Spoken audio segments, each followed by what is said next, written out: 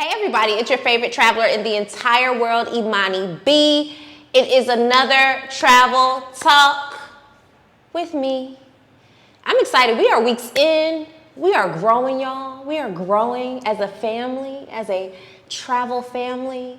I am so excited. Thank you to my new subscribers. In the last week, it's been almost a good 20, 25 more people that have subscribed to my channel. So if you're here, I'm hoping that you get some useful information that you can share with others, that you can implement in your life, and that can really help you and inspire you to do great and amazing things in the world, because that's what I'm here for. So today's travel talk is really about my journey and why it is that I moved abroad in the first place. A lot of people have their different and varying reasons. A lot of people actually thought that I've been traveling all of this time with a family, but I actually moved abroad by myself. So don't forget, hit the bell, hit the subscribe, make sure you keep it locked with me, and let's get into this video. So, as many may know in my story, and if you're very new to my channel, you can go to the very first video that I have, who is Imani B, and I talk about all the places that I've lived and just all of the things that I've done in my media/journalism career. So I moved abroad in August of 2015, and before I moved abroad, I had been working in broadcasting. I've been working in my field. I started off in radio. I was a sports broadcaster. I was doing sidelines. I thought I was going to be like the next Pam Oliver, okay? And then I wanted to matriculate into television.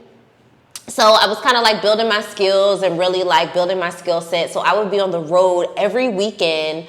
Because also when we talk about travel, a lot of times people don't talk about travel within the United States of America. There's a lot of dope, amazing places to see.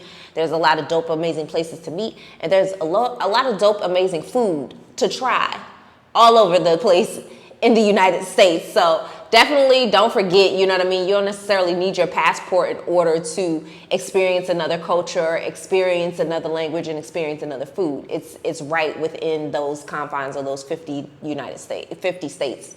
So when I started in my career, I was not getting paid, okay? And it happens a lot of times in a lot of different industries. You're trying to get your reel, get your chops, get your credentials, up. And so at the time when I started off in my career, I would be on the road from Labor Day all the way through March Madness, because I was covering college sports.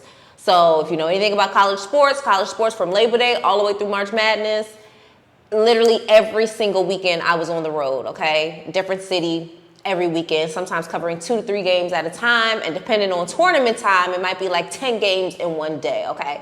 But your girl, I had the chops, I'm just saying. Still got it, but whatever.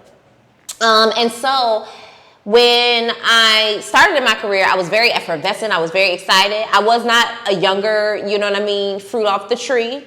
I definitely, started college, and then I took a break. I took a 6-year gap in between to figure out what it is that I really wanted to do and all those other kinds of things.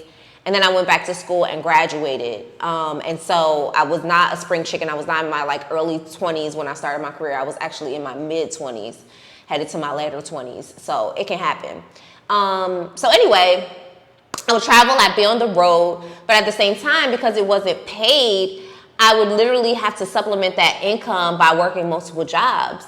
And at some point, I literally found myself finishing my degree, going on the road every weekend and having 2 extra part-time jobs that I was working, and it was a lot. And when I looked at it, I was I'm on food stamps. I can't afford to feed myself. I was subletting in a room in a townhome that I found on Craigslist. And I was just I don't understand. So at some point, right after I graduated, finished my degree, I moved back home with my parents. And it was very a similar trajectory in terms of I had this temp job. I was still doing the broadcasting on the weekends. I was still living paycheck to paycheck, if not somewhere in the negative, trying to figure out how I was going to make ends meet for myself. And I was just dang, I just didn't see that for myself. Everything that people tell you as far as going to school, get your degree, all of that and stuff, it's almost like smoke and mirrors, because you think that you're going to get these jobs that are going to pay you this money, that are going to set you up for life, and your quality of life is just going to change as soon as you finish school. And it's like, no, you're in hella debt, especially for someone like me who took out student loans, and I took out multiple student loans. You know what I mean? So you have that kind of debt. Then your income to debt and your income to expenses ratio is astronomically different. So whatever money that's coming in, it's really going out. You know what I'm saying? And so I remember in the summer of 2015, it was just a really transformational summer for me. It was a very intuitive, very spiritual summer for me.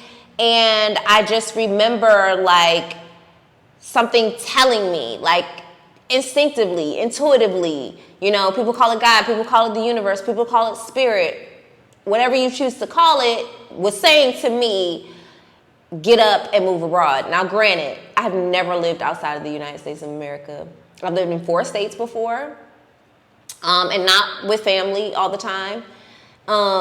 So I don't know what this was that was saying, hey, move. And prior to then, I had only traveled out of the country twice. I had been to London because my sister-in-law is British and my brother got married in London. So I'd been to London, and I had been to Cairo as a graduation gift from my uncle. So I had been to Cairo in March of 2015. So that was the only time I had ever been out of the country. So to then have this thing, this energy telling me, hey, go. I'm a Sagittarius, so I leaned into it. Like, I had to listen, y'all. Like, what do you mean? I had to listen. So I started making plans. I did not have a lot of money, as I've been telling y'all. I did not have a lot of money to move. I just put a plan in place to say, okay, I want to make sure that I can buy myself a laptop. I want to make sure that, you know, I have like at least the essentials going there with me, because I had a lot of clothes. I had a lot of stuff. I started selling clothes and shoes. I was going to places like Plato's Closet and selling off my clothes and my shoes, like stuff that was like brand new. I was giving stuff away. I was donating things. I was leaving stuff at my parents' house. Like I was making my move, right? And one of the things is I set my intention, but I didn't tell a whole bunch of people. I believe in energy that aligns with my spirit, and when I'm set to do something, I'm not really focused on anybody else's opinion about it. So I didn't tell a lot of people, including family, and I was fine with that. So I started making a plan, and, you know, as I said in my first video, I didn't have the most planned out experience in terms of moving abroad. And what does that mean? I did not have a job lined up. I didn't have nowhere to live when I landed. But Spirit was telling me, Spirit was like, girl, you gotta go. And so I was leaning into it. And things were just falling into place. And I remember, you know, booking my ticket, a one-way ticket, you know, which now, post-COVID, I would never advise anybody to do that unless you have really nice savings or some investments that you could pull some money from in case of an emergency, okay? So that's a disclaimer. But I booked a one-way ticket. I remember buying this, like, small laptop. It was like an HP. It was pink. It was so cute. It was, like, for college kids, and I think it was, like, $200.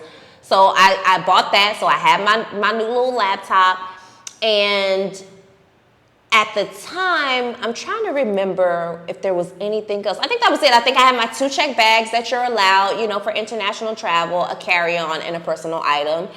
And I made my intentions. I set my intentions. At the time, I knew someone who was living there, and they had a 2-bedroom, 1-bathroom apartment. It was like, hey, until you find a job, you can just stay here. I think at the time, her rent was like $450. Yes, for a 2-bedroom, 1-bath. And it was pretty big. It was like decently sized, really, you know, really nice open space. And I think I have a view from my window. I might post that view from my window. I don't know if I have any pictures of the inside of the apartment though. But I left and, you know, prior to me leaving, around the time that I was still trying to figure it out was when Sandra Bland was murdered. And if you're not familiar with Sandra Bland, shame on you, but you can definitely Google her, especially during this time is Black History Month.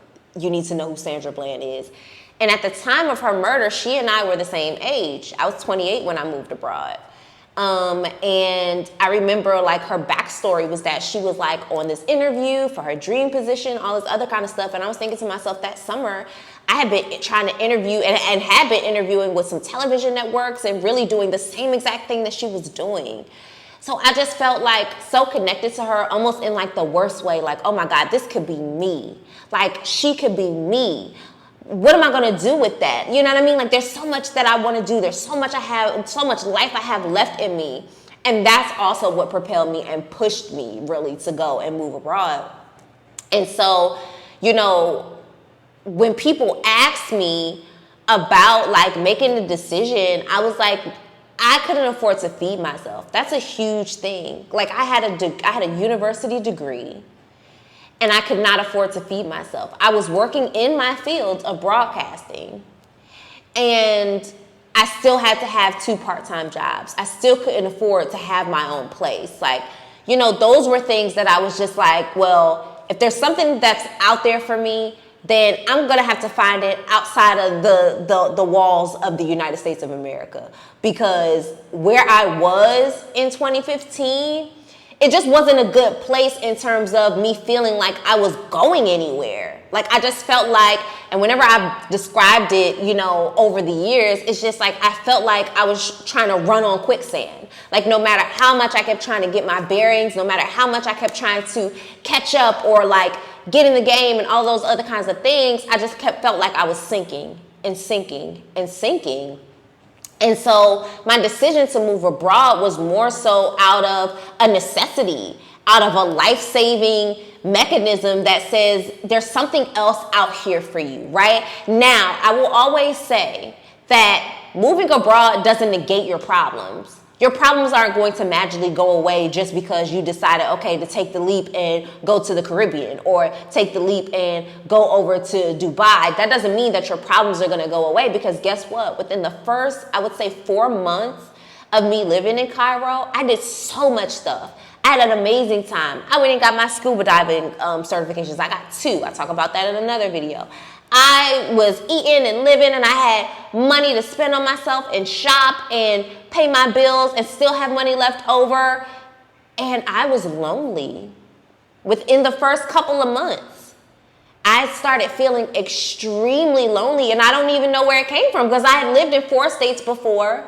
You know, I was thriving in terms of learning the language, learning the lay of the land, pushing myself to go, out in the world and all of that kind of stuff or whatever. But I started to feel extremely, extremely, extremely lonely.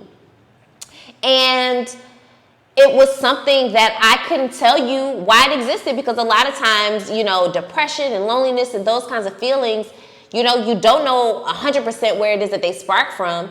And people think that because you're out, you're doing things, you're in the world, you're, you know, being that, you know, you should be happy, you should be fine, you should be okay. But the reality was I was on the whole other side of the world without many people who knew me, my family, you know what I'm saying? My mom, my dad, my sibling, still learning a language, not fully knowing a language, and interacting and engaging with a culture that wasn't fully my own. So having to really adapt to other people's way of living and life is extremely daunting.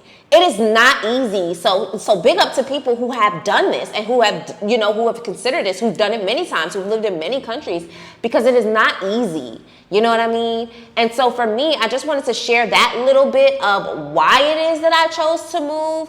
And we're going to get into more about where it is that I've lived, what those experiences were like. But definitely hit that bell. Hit the subscribe button, because everything that I talk about is real talk, y'all. I've talked about this in my articles. I've talked about this on the news and on television and in other places. And so I'm bringing it all here. We family right here, and I'm telling you all as authentically as I possibly can what my experiences were, all the tips and tricks and anything that you need to know if you're ever considering it. And don't forget, I have an ebook talking about it. Everything from top to bottom, to filing your taxes, to choosing an apartment, to finding a gig, whether it's in that country or outside of that country, to visas and all the residency and everything in between, okay? So definitely click that link, Get that ebook, y'all. Get that ebook. It's $13.99. Get the ebook. It's something that I wrote myself. It wasn't copy and pasted. 52 pages I wrote myself to give you as much of the game that I possibly can. So come back on Monday. Y'all know it's Monetize Monday. Tell your friends, share these videos.